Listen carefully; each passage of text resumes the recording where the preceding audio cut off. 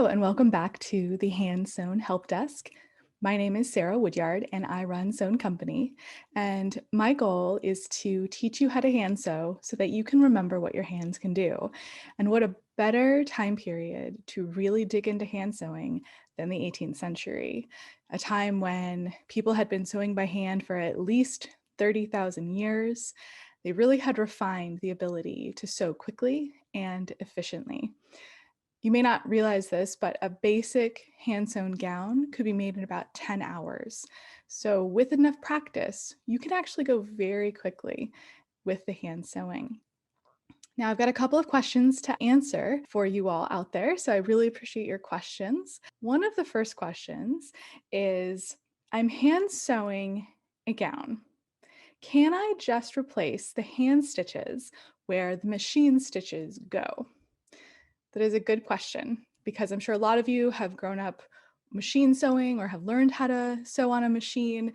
Unfortunately, the order of operations using a sewing machine is very different than the order of operations using your hands. These clothes were designed to be put together with hand sewing techniques. And so when you try to use a sewing machine to do that, you kind of have to reverse engineer it actually. It kind of doesn't fit together as well as you might think. When it comes to hand sewing a gown, some folks I've noticed kind of a beginner mistake, I should say, as it relates to hand sewing is hand sewing everything with a back stitch where a machine stitch would go. Historically, different parts of a gown or a jacket or menswear had different types of stitches applied in different areas to do a different thing. So it can get a little bit complicated because there is a lot of different stitches and a lot of different techniques to learn. That being said, kind of once you highlight what techniques they are and how to do them, it's actually extremely efficient because these garments were designed to be sewn by hand. So I wanted to do actually a little gown tour of a gown that I have right here to just quickly show you all the different stitches and the different ways that you can sew something together. So let's see here. Now, a place that you do backstitch is under the arm. So under the arm from about here until the back shoulder strap, that's all done with a backstitch that touches. Over top of the shoulder, this section is actually all done with a spaced backstitch or a top stitch on the outer portion of that shoulder strap. And so what that's going to do is still be strong, but have a nice pretty top stitch kind of on that exterior. The inside here is actually done with a felled stitch. So the lining is turned back, the outer fabric is turned back, and then they're just felled together to give that beautiful smoothed edge. Same is true with the front of the bodice. So you've got the interior right here. So instead of stitching it right sides together and then bagging it out, it's actually the raw edges are turned towards one another. The lining is slightly offset, and then it's felled all the way around the waist until you get to the portion where the pleats get stitched in. So not a lot of right sides together turning and bagging out. Instead, they sew it like this and then they fell it. For the back pleating, so if you have pleats like these that are stitched down, you use a spaced back stitch to do those. So it's a little tiny back stitch, and you actually can go through all of the material, specifically with the back of it. So just do a spaced back stitch about maybe for the back pleats, either anywhere between like 1/8 of an inch to 1/4 of an inch in from that fold, depending on the kind of fabric. If it's silk, I would say about maybe about 1/4. If it's linen, I'd say about 1/8. And then for the lining is actually, instead of stitching all one piece of lining and then just attaching it, kind of setting it in, the lining is originally attached at the front here. And then after you've attached the backs and the fronts, you can just set the lining here on the side by actually overlapping it on the side seam here and felling that down. So you're stitching the outer fabric of the front bodice to all the layers of the back piece, but you're leaving the lining of the front free until then once you've done that seam, then you can take this and you can fold this over and then fel that down into the lining. And so all that does is it allows the lining to set nicely and it finishes off that raw edge perfectly. And you can see I've worn this a bunch, so that's why it's exposed, but it actually gives you a good sense of, this is all that seam allowance. It's turned to one side, and then that lining just goes over top of it and covers it, and then you fell it in place. And then the hem can either be done with a tiny little running stitch or a small hemming or felling stitch. And then for the seams, you might do a Mantua Maker seam. You might just put your raw edges together and do a tiny running stitch with an occasional back stitch. So a couple different ways to seam the skirts together.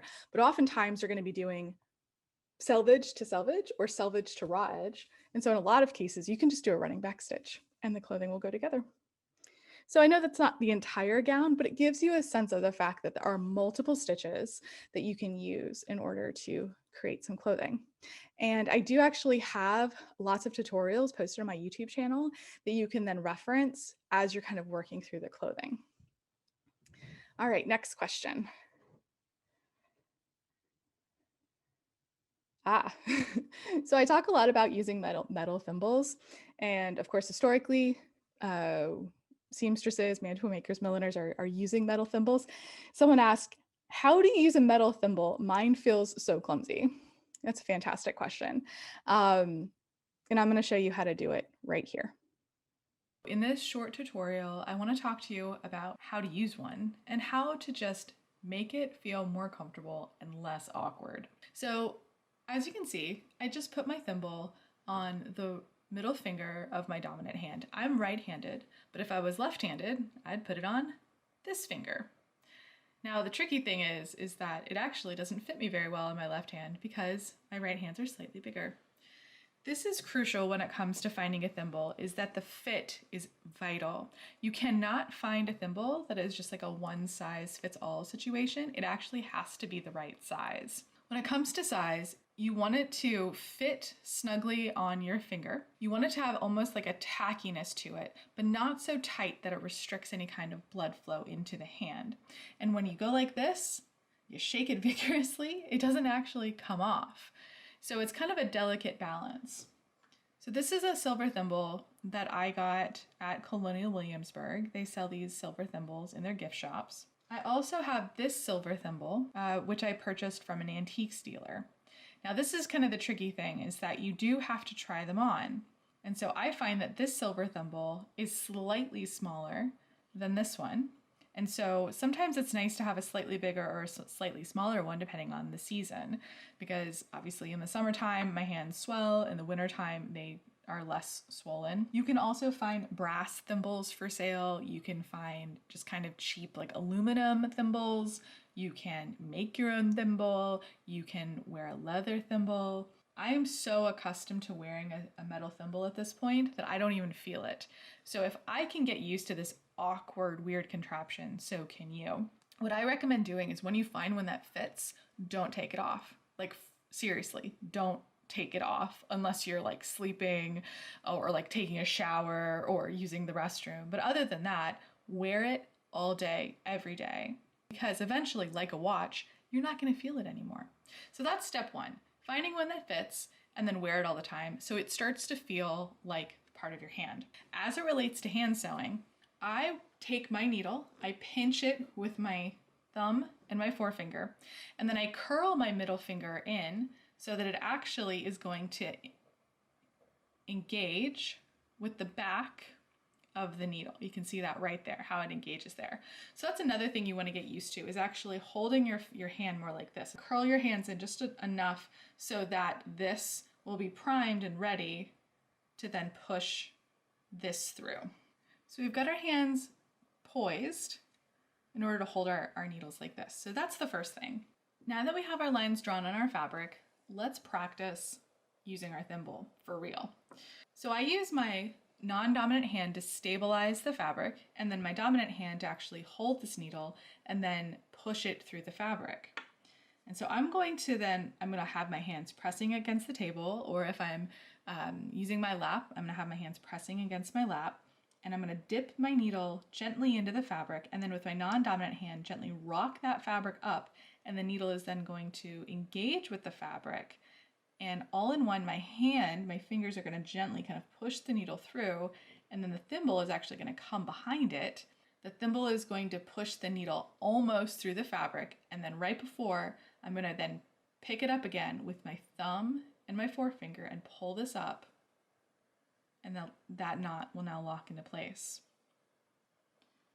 So I'm going to do another stitch like that. I'm going to push the needle down into the fabric and then rock it up again, pushing all the way through with the thimble finger, picking it up again with my thumb and forefinger, and pulling it through. It's actually a quite subtle motion. Get used to the notion of dipping the needle down into the fabric, up again, and then following it up with that thimble. So it's needle in, fabric kind of rocking, pushing it with a thimble, and picking it back up again.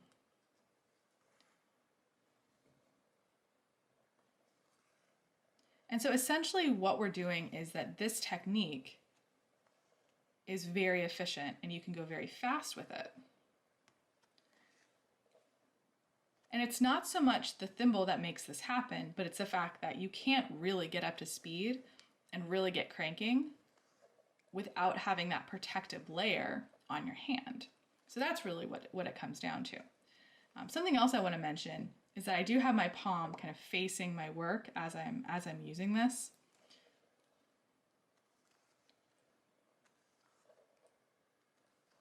And there you are at the end of the work. So I'm just going to do a back stitch just to kind of lock that fabric in place. But seriously, thimbles are great. They do take time to practice, but that's what hand sewing is, right? It's a practice. And trust me, again, if I can learn how to use a thimble, so can you. All right, now that you know how to use your thimble, let's jump into a good first project. There's a lot of folks on the internet who do a lot of hand sewing who recommend doing a shirt or a shift as a good first project, with kind of the thought that it's a lot of sewing, it'll give you a lot of practice, and it's not seen. And all of those things are absolutely true. I don't necessarily kind of subscribe to that idea. And the reason is because while I think it's a good early project, I don't think that it's a good first or second project. And the reason is because there's actually a surprising amount of sewing that goes into a shirt or a shift. And if you're trying to learn how to hand sew and you're scared of it, or you really want to get kind of an easy win, I don't think that that's going to be for you, because it might intimidate you to the point where you just give up. And I don't want you to give up on hand sewing. And so instead, a first project would be like a pin cushion. Just cut out 2 scraps of fabric that are, historically appropriate, backstitch them together, leave a little bit of a space open, flip it out, stuff it with scraps or sand or wool, and then whip stitch it closed. It's a good way to practice in backstitching. It's an easy one. It's a fast project. If you want something to wear as kind of a first or second project, I would suggest a couple of things. A wallet is a great first project because it's just a big rectangle that you're felling the seams and then hemming a slit. So you'll get practice at backstitching, you'll get practice at hemming and felling. For women, I would also recommend either a set of pockets or a petticoat even. I know that's an outer garment. However, the long seams are hidden, and those long seams, no one's going to see. The same is true with the slits for the pockets, and then also the waistband for the pockets. People aren't going to really see that. And it's really easy to cut out. It's just a width of fabric in the front, a width of fabric in the back, and then you pleat it to fit half of your waist measurement plus a half an inch at the front, and the same for the back. It's just half your waist measurement plus half an inch, so that there's overlap at your pocket slits. And then you just pleat it to fit your body, doing a larger box pleat in the front and then pleating it in that same direction on towards the outside. And then the back, it's an inverted box pleat at the center back, and then you pleat it kind of towards the edges. So I would really recommend doing that instead. Burnley and Trowbridge has a fantastic sew along series where you can, buy a little bit of fabric from them, and then you can follow their tutorials. They're really, it's a really easy kind of a medium sized project that gives you a lot of practice, and it's kind of a low, I don't know, it won't take you as long as a shorter shift, I should say. So those would be my recommendations for first projects. All right. Thank you all so much for your questions. This has been a phenomenal month. It's so great to know that people are excited about hand sewing. I know it can be daunting, but with a little bit of practice, it's absolutely possible. And I really hope that this inspires you to pick up a needle and remember what your hands can do. Thank you all so much. Happy sewing.